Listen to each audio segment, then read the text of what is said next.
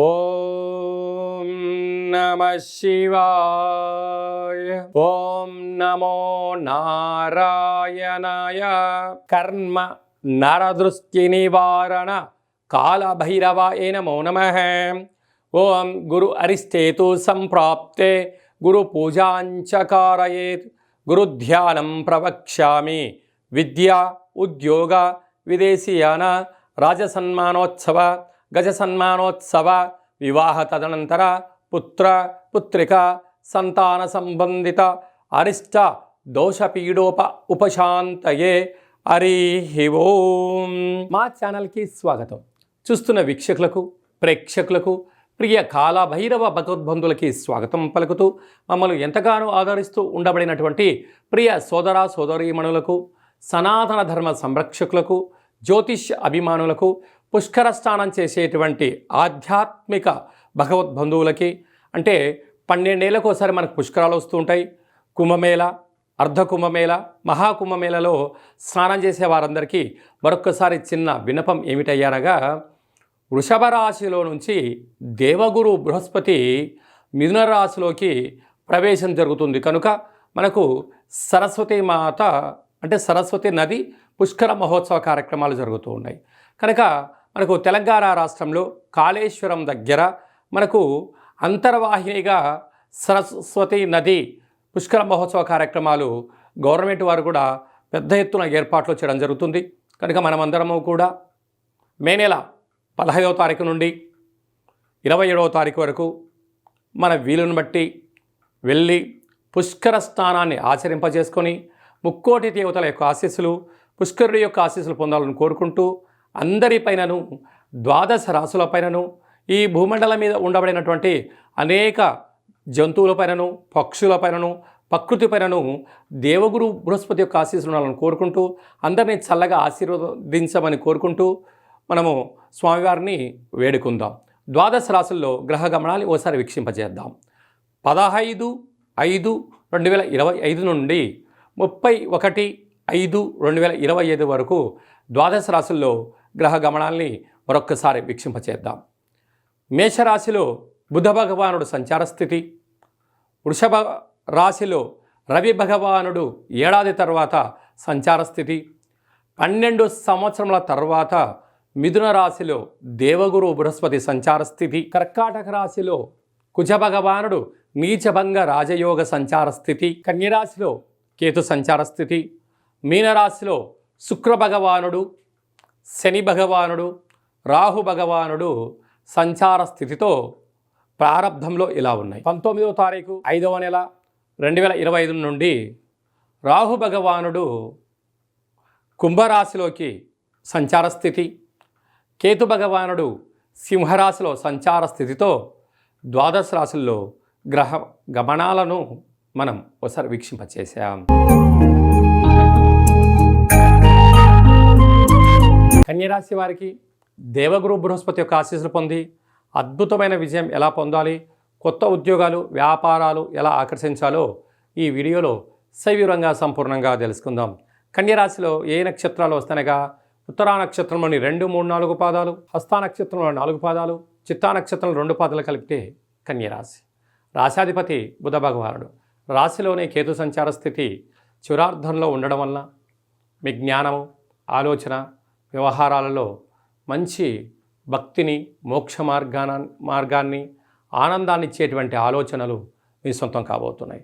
అలాగనే సప్తమంలో త్రిగ్రహ సంచార స్థితి ఉండడం వలన నూతనమైన వాహనాలు, గృహాలు, వస్త్రాలు, బంగారు ఆభరణాలు, షేర్లు, క్రయ విక్రయాల్లో తొందరపాటు నిర్ణయం లేనంత వరకు విజయం కన్యరాశి వారి సొంతమవుతుంది.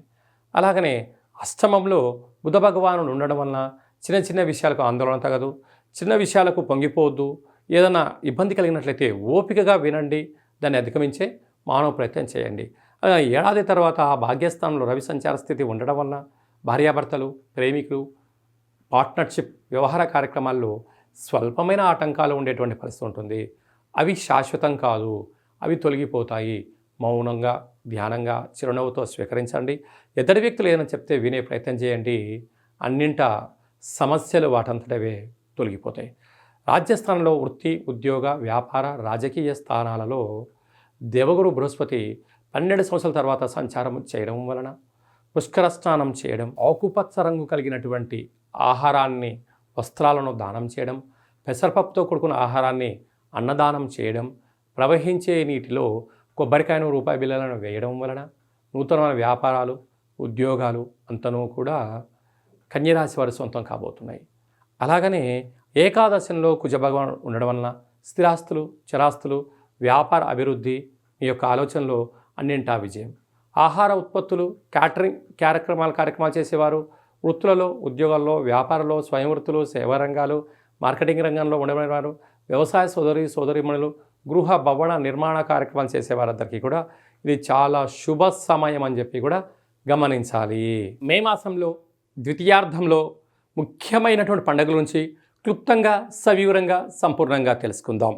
మనకు విశేషంగా 20వ తారీఖున వైశాఖ మాస బహుళ అష్టమి, అలాగనే 27వ తారీఖున వైశాఖ మాస కృష్ణపక్ష అమావాస్య సందర్భంగా మనమందరము కూడా గృహాన్ని శుద్ధిగా పెట్టుకొని కాళభైరవ స్మరణ, ధ్యానము, కాళభైరవ స్మరణ అష్టకాన్ని వినడం, శునకపు మహారాజు గారికి ఆహారాన్ని ఏర్పాటు చేయడం, అలాగనే కాకి వాహన దేవతకు ఆహారాన్ని ఏర్పాటు చేయడం వలన సంచిత కర్మ, ప్రారబ్ధ కర్మ, ఆగమిక కర్మలు తొలగిపోతాయని చెప్పి గమనించాలి. అలా కుదరలేదు అనుకుంటున్న వారందరూ కూడా మన యొక్క దేవాలయంలో నిత్యము కాళభైరవ హోమ కార్యక్రమాలు జరుగుతూ ఉంటాయి. ఈ కింది నెంబర్ను సంప్రదించినట్లయితే మీకు వీడియో కాల్ చేసి స్వామివారి యొక్క దర్శనం చేయించి మీరు అనుకున్న అన్ని పనులను విజయం సాధించేటువంటి కాళభైరవ హోమ కార్యక్రమాన్ని చేయించడం జరుగుతుందని చెప్పి కూడా గమనించాలి.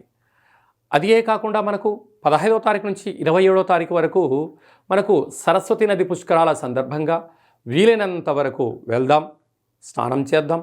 గతించినటువంటి పెద్దవారికి అక్కడ హిరణ్య శ్రాద్ధము, సువర్ణ శ్రాద్ధము, అలాగా అనేక కార్యక్రమాలు, దశదానాలు చేయడం వలన వారి యొక్క ఆశీస్సులు మన కుటుంబాలకు శ్రీరామ రక్ష అని చెప్పి గమనించగలగాలి. అలా వెళ్ళలేనటువంటి వారందరికీ కూడా మనము ఆదివారము, మాస శివరాత్రి ఆదివారం సందర్భంగా అక్కడ కాళేశ్వరం దగ్గర ఇలాంటి కార్యక్రమాలు ఏర్పాటు చేయడం జరిగింది. వెళ్ళలేనటువంటి వారందరూ కూడా మీ పేర్లు, గోత్రనామములు, గతించిన వారి పేర్లను వాట్సాప్లో మీరు పంపించగలిగినట్లయితే మీకు వీడియో కాల్ చేయించి చూపించి దండం పెట్టించి మీకు ఆ పుష్కర జలాన్ని ప్రసాదంగా అందజేయడం జరుగుతుంది.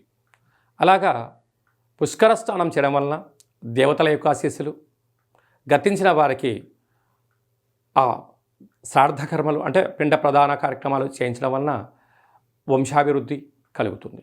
అలాగనే స్మరణ, ధ్యానము, స్నానము వలన మనస్సు ప్రశాంతత కలిగి దేవగురు యొక్క ఆశీస్సుల వలన అఖండమైన విద్య, ఉద్యోగ, విదేశీయాన, రాజసన్మాన, రాజకీయ, పుత్రిక సంతాన దోషాలు, పిల్లల యొక్క చదువులు, పిల్లల యొక్క అభివృద్ధి, తల్లిదండ్రుల నుంచి మనకు వచ్చేటువంటి స్థిరచరాస్తులలో ఉండబడిన ఆటంకాలను కూడా తొలగిపోతాయని చెప్పి గమనించాలి.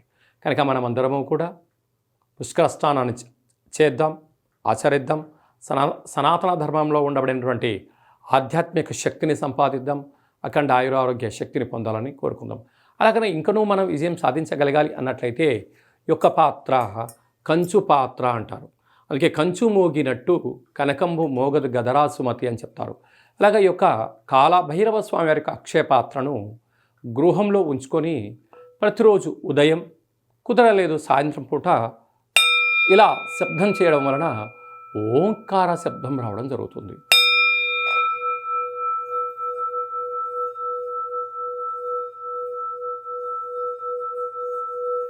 ఈ ఓంకార శబ్దాన్ని సృష్టించడం వలన, వినడం వలన మన మనస్సు ప్రశాంతత ఉండడం, గృహంలో ఉండబడినటువంటి జ్యేష్ఠాదేవి బయటికి వెళ్ళిపోవడం, ఇంట్లో వాస్తుదోషం తొలగిపోవడం, మానవుని శరీరంలో చక్రాలు వికసింపచేయడం, మనం ఏదైతే అనుకుంటున్నామో ఆ పనులు అన్నింటినీ కూడా కాళభైరవ స్వామి ముందుండి నెరవేర్చడం జరుగుతుంది. అలాగా కాళభైరవ స్వామి యొక్క పూజ 20 రకాల వస్తువులతో దిష్టి దించి ఈ అక్షయ పాత్రను అందజేయడం జరుగుతుంది. కనుక మనమందరము కూడా అక్షయ పాత్రను ఇంట్లో ఉంచుకుందాం, అష్ట కష్టాలకు స్వస్తి పలుకుదాం, అష్టైశ్వర్యాలకు స్వాగతం పలుకుతాం. అలాగే మీ వ్యక్తిగత జాతకం తెలుసుకోవాలనుకుంటున్నారా? మీరు పుట్టినటువంటి తేదీ, నెల, సంవత్సరం, సమయం, మీ పేరు రాసి ఆన్లైన్ ద్వారా కానీ ఆఫ్లైన్ ద్వారా కానీ మీరు పంపించగలిగినట్లయితే 100 సంవత్సరాల జాతకాన్ని వ్రాసి పంపించి మీరు పుట్టినప్పుడు గ్రహ గమనాలు ఎలా ఉన్నాయి, ప్రస్తుతం ఎలా ఉంటున్నాయి, రాబోయే కాలంలో ఎలా ఉండబోతున్నాయో సవివరంగా సంపూర్ణంగా తెలియజేయడం కూడా జరుగుతుంది. చాలామందికి డేటా ఆఫ్ బర్త్లో లేనటువంటి వారికి మీ పేరు యొక్క మొదటి అక్షరాన్ని అనుసరిస్తూ రాశిని తెలియచేస్తూ స్థితిగతులను తెలియచేస్తూ రమణ శాస్త్రం ద్వారా అనగా గవ్వళ ద్వారా కాళభైరవ ఉపాసన చేత భూత భవిష్యత్ వర్తమానాన్ని తెలియజేయడం జరుగుతుంది. కనుక జాతకాన్ని తెలుసుకుందాం, జీవితంలో రాబోయేటువంటి అడ్డంకులను తొలగించుకుందాం, ఐశ్వర్యాన్ని ఆనందాన్ని పొందుదాం, అద్భుతమైన యోగాలను మనం సొంతం చేసుకుందాం, మన గ్రామ రాష్ట్ర దేశ ప్రపంచ స్థాయి వరకు అందరం ఎదగాలని కోరుకుందాం. కనుక జాతకం తెలుసుకోవాలనుకుంటున్న వారందరూ కూడా అపాయింట్మెంట్ తీసుకొని సంప్రదించగలరు. అలాగా వివాహం కాని వారికి ఎందుకు వివాహం అవ్వడం లేదు, జాతకాలు ఎలాంటి దోషాలు ఉన్నాయి, ఎలాంటి అబ్బాయి ఎలాంటి అమ్మాయిని వివాహం చేసుకోవచ్చు, ఎలాంటి అమ్మాయి ఎలాంటి అబ్బాయిని వివాహం చేసుకోవచ్చో తెలియచేయడం జరుగుతుంది. వివాహం అయినటువంటి దంపతులు తరచుగా చిన్న చిన్న విషయాలకు గొడవపడడం, విడిపోయేంత వరకు తీసుకొస్తూ ఉంటారు. అలా కాకుండా చిన్న చిన్న మార్పుల సలహాలు సూచనల ద్వారా మిమ్మల్ని ఆ పార్వతీ పరమేశ్వరులు ఎలా కలిసి ఉంటారో ఉండేటువంటి ఆధ్యాత్మిక సలహాలు సూచనలు ఇవ్వడం కూడా జరుగుతుందని చెప్పి గమనించాలి. అందరికీ వైశాఖ మాసంలో ఉండబడినటువంటి బహుళాష్టమి అమావాస్య సరస్వతి నది పుష్కర భగవంతుడి యొక్క ఆశీర్వాదం కోరుకుంటూ ఆశీర్వచనం. ఓం శతమానం భవతి శతాయు పురుష సతేంద్రియ ఆయుష్యేవేంద్రియే ప్రతిష్టతి ధనం ధాన్యం బహుపుత్రలాభం శత సంవత్సరం దీర్ఘమాయు సర్వే జనా సుఖినో భవంతు లోకా సమస్త సుఖినో భవంతు. సర్వం సంపూర్ణ కాళభైరవ దేవత, రుద్రదేవత, బృహస్పతి దేవత అనుగ్రహ ప్రసాద సిద్ధిరస్తు తదాస్తు. ఈ వీడియో మీకు నచ్చినట్టయితే లైక్ చేయండి, షేర్ చేయండి, మా ఛానల్ని సబ్స్క్రైబ్ చేసుకోండి. మేము చేస్తున్న ఆధ్యాత్మికమైన వీడియోలు అందరికన్నా ముందుగా మీరు చూడాలి అనుకుంటున్న వారందరికీ కూడా చూసి ఈ యొక్క ఆధ్యాత్మిక భక్తి సమాచారాన్ని భగవద్బంధులకు మిత్రులకు చేరవేయండి. హిందూ ధర్మాన్ని కాపాడండి.